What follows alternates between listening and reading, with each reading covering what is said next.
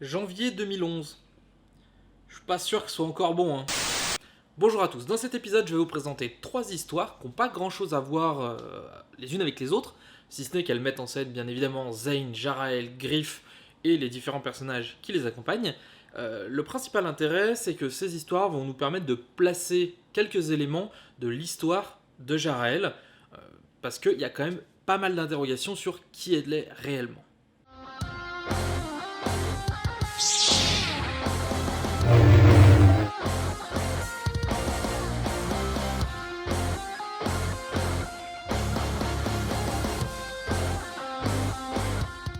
Avant de commencer la première histoire, je vais vous parler un petit peu de ce qui s'est passé dans l'arc précédent, avec notamment tout l'arc avec le Covenant.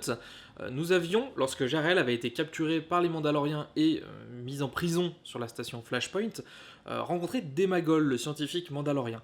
Et à ce moment-là, elle avait exprimé, on va dire, un vif intérêt pour Jarael. Il avait vu quelque chose qui était très surprenant, mais nous, on ne sait pas encore quoi. Environ un mois après que Griff et Zane aient été innocentés du meurtre des Padawans de Taris, on retrouve Griff sur Métélos 3. Il incarne le professeur Griff Omarn, et Métélos 3 est une petite station de recherche abandonnée qui a été recyclée en bourse d'échange pour les planètes. En gros, l'idée c'est que les gens achètent et revendent des planètes ou des parcelles de planètes au plus offrant. Sauf que c'est pas vraiment légal en fait, tout simplement puisque c'est tenu par une sorte d'une petite branche du syndicat des RAF, notamment par un chevin qu'on appelle Nunk. Et c'est Chev en fait, ces sortes d'esclaves qui sont à ses ordres.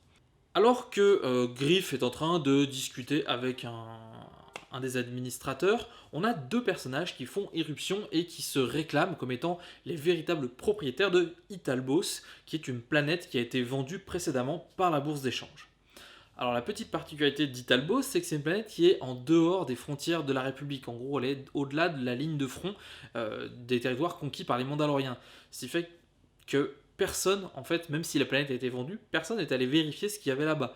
On a prétendu qu'il y avait beaucoup de minerais, et en fait, on n'en sait rien.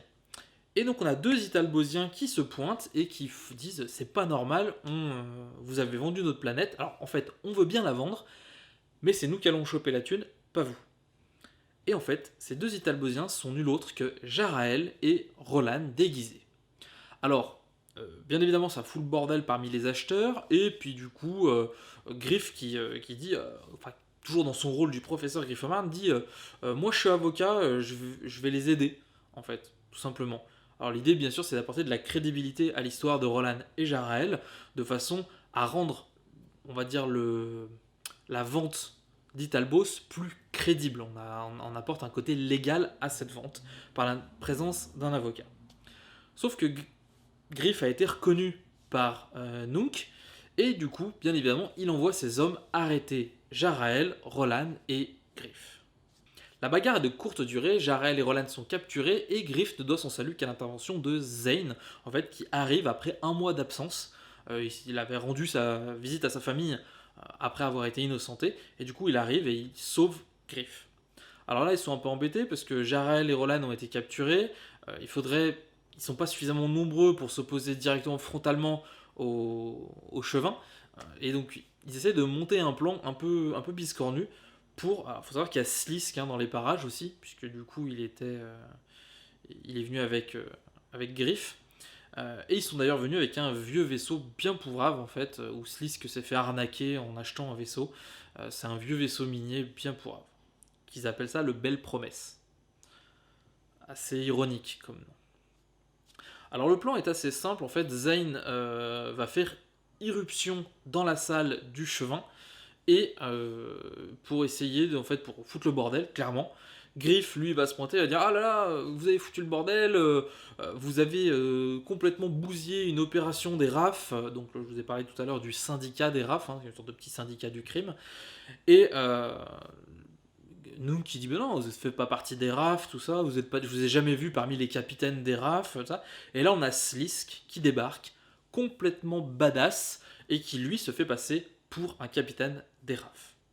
Alors en gros, pour la faire court, c'est les RAF disent on a vu le potentiel de votre arnaque, parce que ça va permettre de rapporter beaucoup d'argent, mais en même temps vous êtes fait bananer un peu comme des cons, donc on va quand même essayer de reprendre la main et essayer de faire ça un peu mieux. Et en attendant, le syndicat des RAF veut vous rencontrer, hein, il parle à Nook, il veut vous rencontrer, donc allez sur JBL ou Sirocco, voilà, ils sont là-bas, ils vous attendent. Et le Chevin s'en va. Alors ce qui est très drôle, c'est que Jebel et Sirocco, c'est des planètes qu'on a déjà vues. Hein. C'est les deux planètes qui ont été dévastées par les frappes aériennes des Mandaloriens. C'est alors que Zane se pose la question: où est-ce que vous avez enfermé Rolan et Jarael? Alors on va faire un petit flashback en fait. Rolan et Jarael ont été enfermés par le Chevin, enfin par les hommes du Chevin parce que lui il peut pas faire, hein, il est trop massif. Ils ont été enfermés dans une tour d'observation solaire. La petite particularité de cette salle, c'est qu'elle laisse passer les rayons du soleil sans les filtrer, sans aucune protection. Et en gros, tout ce qui va être à l'intérieur au moment où le soleil va se pointer, ça va être complètement cramé. Alors dans la salle, Jarael, elle regrette un peu l'absence de Zane ou de Malak. Elle se dit qu'un Jedi, ça serait bien pratique. Et Roland lui dit: c'est peut-être pas les seuls à pouvoir utiliser la force. Ça serait bien que tu essayes de le faire, en fait, de te concentrer. Alors Jarael fait: mais non, mais j'ai pas de pouvoir, moi, je comprends pas ce que tu essayes de me dire et tout. Alors il lui dit: mais il serait temps que tu deviennes ce que tu es censé être. Et là, donc, du coup, nos deux timelines se recroisent, puisqu'au moment où Zane pose la question au Chev où est Jarael, en fait, elle sort de la petite salle qui est à côté, donc de la tour d'observation. Elle est saine et sauve. Elle transpire beaucoup, et Zane lui fera remarquer. Parce que Zane n'est pas très malin. Et quand Roland sort, il lui dit, enfin, il dit à Zane que maintenant, il faut qu'il apprenne les voies de la force à Jarael. Outre les magouilles, pour subsister, le petit groupe ne se prive pas non plus de piller quelques épaves de vaisseaux. Et là, il rencontre notamment un vaisseau de croisière de luxe qui a l'air abandonné depuis quelques temps, qui a censé avoir disparu depuis plusieurs semaines. Ils décident de monter à bord et ils se rendent compte que beaucoup de passagers sont morts d'asphyxie. Alors, à ce moment-là, ils sont à peu près dans la cuisine du vaisseau, et à ce moment-là, il y a un droïde qui attaque Zane. Alors, bien sûr, il se défend sans trop de difficultés, et là, on a un Bim qui sort, et qui dit: ah non, non, le tuez pas, c'est mon droïde, il m'aide, je suis tout seul perdu dans ce vaisseau. Donc il raconte un petit peu son histoire, en fait, il raconte simplement que les gens ont commencé à mourir petit à petit dans la croisière, et que l'équipage lui avait dit: restez dans votre cabine et vous envoyez votre droïde pour qu'il vous apporte les repas, de façon à le sécuriser. Parce qu'en plus, les beams sont des petites créatures, donc du coup potentiellement assez fragiles. Alors, pendant que Sliss, qui est censé lui préparer un repas, Zane va voir Roland, et Roland lui dit: visiblement, tous les mecs, ils sont morts d'asphyxie, mais c'est surtout qu'ils ont été étranglés par un objet contondant. Donc on se pose un peu des questions. Alors là, on a un appel d'urgence où il y a un problème dans la cuisine. Donc Zane y repart et il trouve Slisk complètement inanimé sur le sol, qui s'est fait étrangler. Et à ce moment-là, le BIM arrive et dit: qu'est-ce qui se passe? Ah bon, vous étiez où? Ah bah j'étais allé dans ma cabine, j'ai envoyé parce que Slisk il mettait du temps à préparer le repas. Très logique, hein, au milieu du cadavre.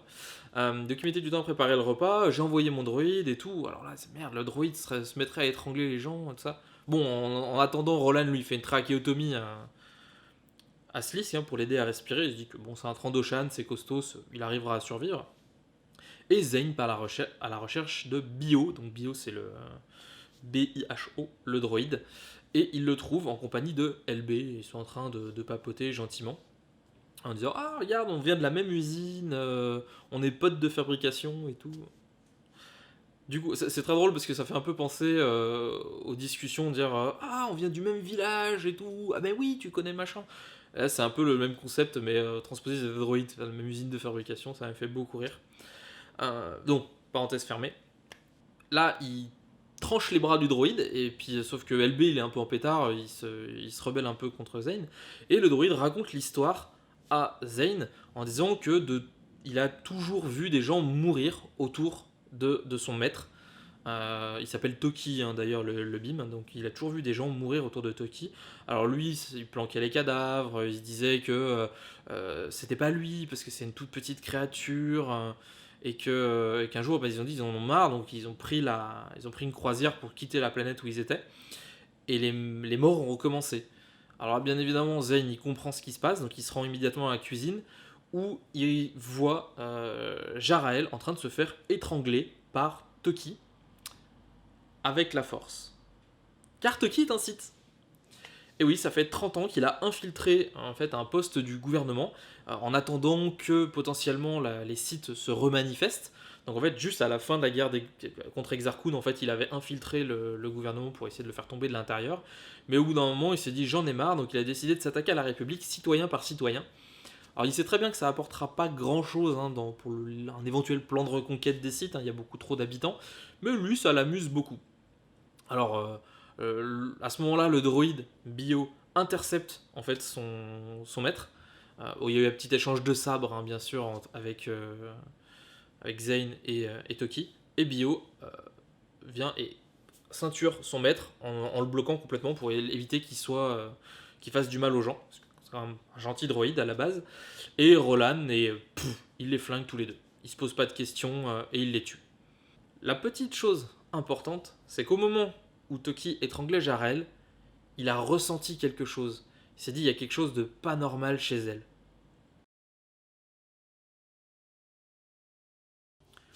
Alors concernant l'histoire qui va suivre, je l'ai vraiment résumée en fait parce que il se passe beaucoup de choses puisqu'on suit plein de personnages en décalé.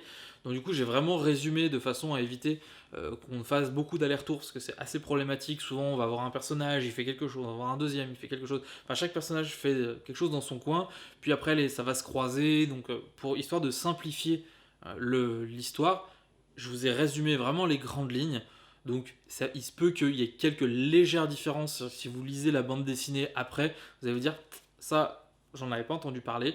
Oui, effectivement, c'est volontaire, hein, c'est pas un oubli de ma part. J'ai volontairement dégagé ce qui ne me semblait pas très important pour le déroulement de l'histoire.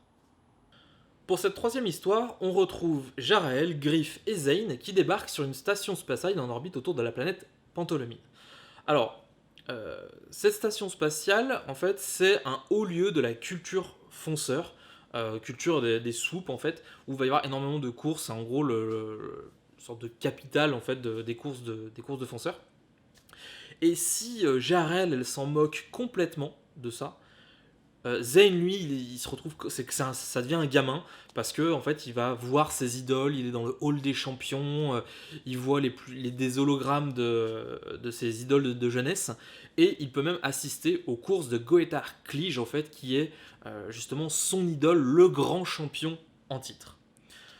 Griff, quant à lui, eh ben, il s'est déjà infiltré et il se fait passer pour un employé de la société qui gère ces fameux duels. Parce qu'en fait, il y a plein d'autres choses, hein. Au-delà des courses de fonceurs bruts, c'est beaucoup de duels ou de combats assez violents, mais non mortels. En théorie, parce qu'en fait, le sport a été réglementé après qu'il y ait eu trop de morts. Et il s'est infiltré en tant qu'employé pour une simple et bonne raison, c'est qu'en fait, la station spatiale appartient à Gervaux Talien, le même entrepreneur qui avait essayé de s'infiltrer un petit peu sur Taris, qui avait magouillé avec le sénateur Goravus et qui avait mis Marne, enfin Griff, dans la merde parce que il lui avait filé une mallette avec une bombe. Ça, je l'ai zappé en fait quand on avait vu ça, mais en gros, c'était juste une petite péripétie qui n'avait pas énormément d'impact. Sauf que là, on retrouve Gervaux Talien et Griff est décidé à se venger. Alors, son objectif, en fait, tout simplement, il fait partie des gens qui s'occupent du câblage et de la retransmission vidéo. Alors, ce qui se passe, c'est que entre le moment, puisque du coup, les courses de fonceurs, c'est tendance sur des très grandes distances, ou du moins les duels, on va appeler ça plutôt des duels, hein, parce que c'est très générique, c'est vraiment du combat. Ça peut être aussi bien contre des créatures que contre des participants entre eux. Donc, les duels ont lieu dans des environnements très grands, puisque souvent ils ont des fonceurs, ils peuvent se déplacer. Du coup, c'est suivi par caméra. Et c'est retransmis en direct au public. Alors le problème c'est que c'est pas du direct à 100%, il y a un léger différé entre le moment où il y a une action qui se passe en vrai et le moment où elle est retransmise. Et donc cet écart-là, en fait, Griff veut le mettre à profit pour pouvoir magouiller un petit peu les paris. Parce que sur le principe, ils acceptent tout type de paris. Dire, C'est-à-dire qu'en plein milieu d'un combat, on dit ah bah tiens, je vais parier sur le fait que c'est lui qui va se faire éliminer le prochain, ou c'est lui qui va prendre un coup de poing. Et grâce à ça, en fait, grâce à ces quelques petites secondes d'avance qu'il va avoir, son objectif c'est de clairement piller la banque avec des paris frauduleux. Zayn, lui, par contre, il est vraiment enthousiaste et il va rejoindre ce qu'ils appellent un open. Un open, c'est tout simplement une course qui est ouverte à tous les participants, aussi bien les compétiteurs professionnels que les compétiteurs amateurs. La récompense, c'est un swoop aux couleurs de Goet Arklige, l'idole de Zayn. Donc forcément, il est comme un gamin dans son élément. D'ailleurs, Jarel dira que c'est le deuxième pire rencard de sa vie. En participant aux courses, Zayn va se rendre compte que c'est pas aussi rose que ça en a l'air. Déjà, il va rencontrer Goet Arklige qui va plus ou moins le menacer, parce qu'il existe des courses en duel en fait, tout simplement, où c'est les deux derniers participants qui sont ensemble. Donc Goethar a vu que Zayn gagnait pas mal, il sait que c'est un Jedi puisque il a reconnu Zayn, et il va l'obliger à surveiller Aubin, son fils, qui a des problèmes en fait parce que c'est un Gothal, et les Gothals ressentent, je l'en avais parlé déjà dans un épisode précédent avec un Gothal Jedi, et les Gothals ressentent énormément les ondes électromagnétiques de par leurs cornes, donc ils ont besoin d'être éduqués pour pouvoir, on va dire, séparer tout ça.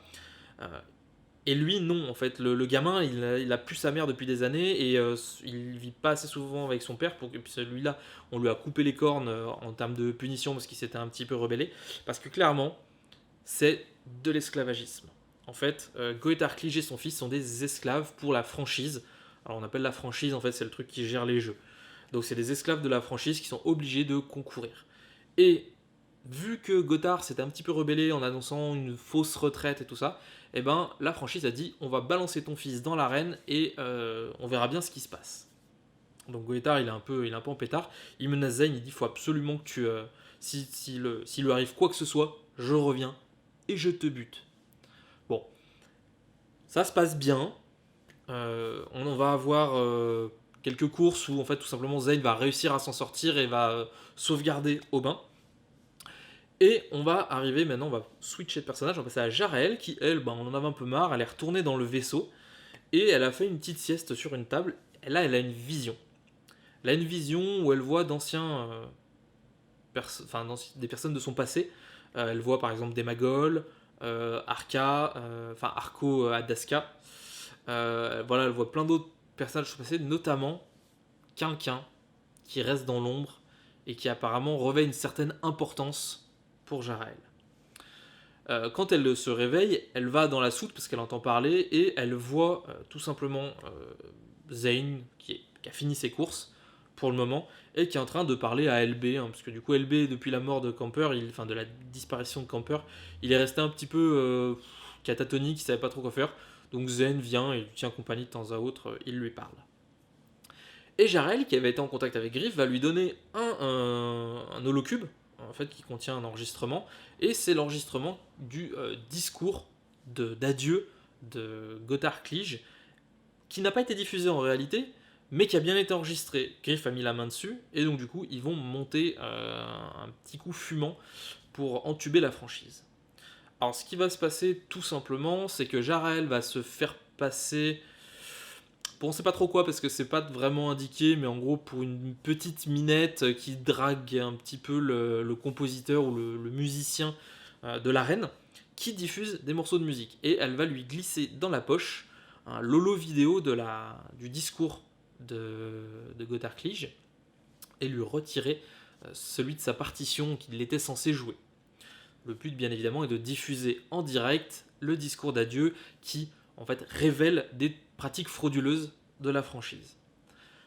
Parallèlement à ça, on va avoir Gothard Roland, parce que Roland a participé aussi au combat d'arène, et d'ailleurs ça lui vaut en fait une certaine légitimité, parce qu'en fait il joue le rôle d'un Mandalorien.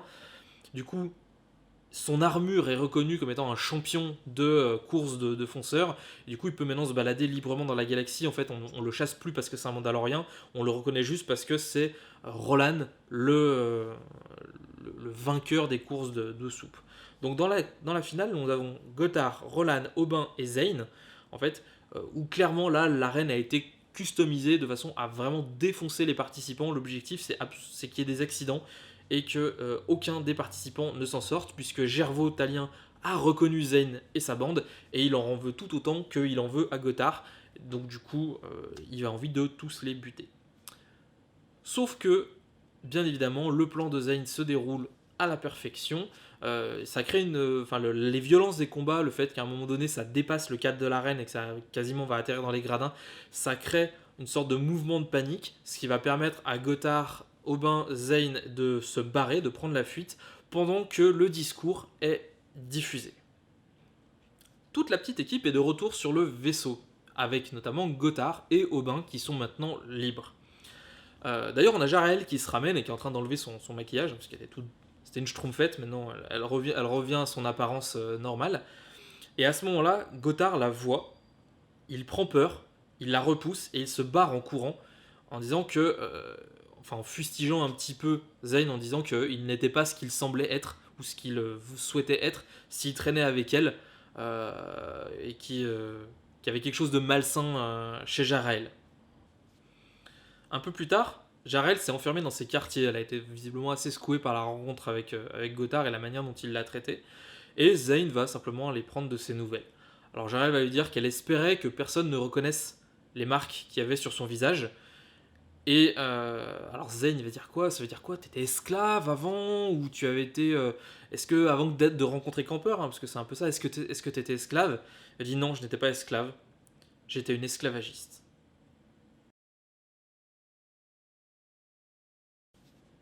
Dans la nuit, Gervaux Talien va avoir une visite, la visite d'une jeune femme à la peau rouge qui arbore des tatouages très similaires aux marques de Jaraël, les flammes du Creuset. Au niveau de la chronologie, ça y est, on a bougé, nous sommes arrivés en moins 3963. Alors, j'ai pas vraiment de balises à mettre en fait sur le texte, parce que pour l'instant, on a vu que des petites histoires. Mais ça va se remplir parce que les connaisseurs savent qu'en moins 3963, un Jedi a pris le nom de Revan. C'est la fin de cette vidéo, je vous remercie de l'avoir suivi. Alors je vais juste répondre à une question, alors je l'avais répondu dans les commentaires, mais du coup j'en profite pour que tout le monde en profite. On m'avait posé la question de savoir d'où venait la statuette de Dark Malgus que j'avais présentée dans la petite scénette d'intro d'un épisode précédent. En fait, c'était la statuette de l'édition collector du jeu vidéo Star Wars The Old Republic, qui était fournie avec la boîte de jeu collector. Donc, si un jour vous arrivez à remettre la main dessus, allez-y. Mais voilà, c'est la seule manière que je connais pour avoir cette statuette. Si vous avez d'autres remarques, des questions, n'hésitez pas à les faire mentionner en commentaire. Dans pas très très longtemps, je pense quand j'aurai fini l'arc Guerre Mandalorienne, donc ça dans quelques vidéos déjà, je ferai une petite vidéo récap de où on en est au niveau de la chaîne. Ça peut être soit... Alors, je ferai pas une foire aux questions, parce que j'estime qu'il n'y a pas suffisamment de... À moins que vous m'inondiez de questions, mais je crois pas. Ça sera plutôt en fait sur ce qu'est la chaîne réellement, parce qu'il n'y a pas vraiment de vidéo de présentation à ce niveau-là. Présenter aussi les podcasts, présenter d'autres choses que je fais pas forcément sur cette chaîne-là. Voilà, ce sera une petite vidéo récap, et éventuellement d'autres idées de projets que j'aborderai prochainement. Je suis en train de peaufiner un nouveau projet pour cette chaîne YouTube en parallèle de ces vidéos-là. Donc du coup, voilà, n'hésitez pas à faire des commentaires si vous en avez envie. Et quant à moi, je vous retrouve dans 1 ou 2 semaines, si j'ai le temps de tourner la prochaine vidéo assez rapidement, et surtout de faire le montage, parce que c'est ça qui est le plus long, pour la suite des aventures de Jaraël. Ciao.